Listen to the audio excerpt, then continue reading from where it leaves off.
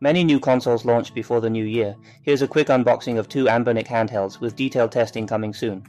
First, this 669 yuan, 3:2, 4.9-inch 1080p screen is pretty awesome.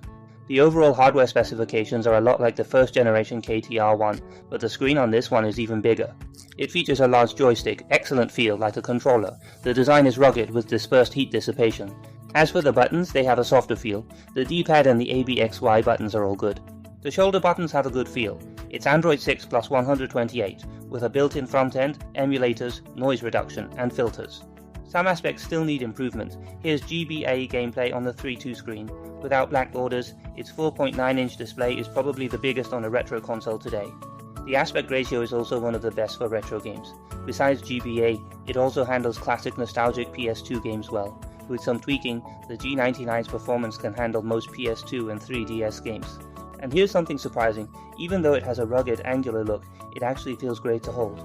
The shoulder buttons align well with your index fingers, and the new grips and pinky support provide a quite comfortable feel. Everything else really comes down to personal aesthetics. I'm curious what score you guys would give it. Next, there's this $200 square screen handheld, weighing only 210 grams. Its packaging is super clean, in white and grey. The grey version boasts a rounded aesthetic, featuring symmetrical port design. It feels remarkably like a smooth pebble, and its thickness is almost half that of other handheld consoles. This is the most comfortable device to slip in your pocket. The build quality is a pleasant surprise at this price. The shell mold feels quite premium.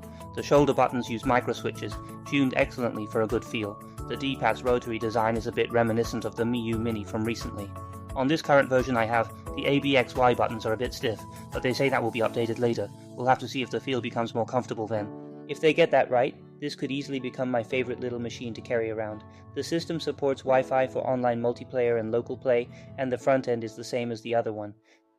The 720p square screen looks fantastic, so no worries there.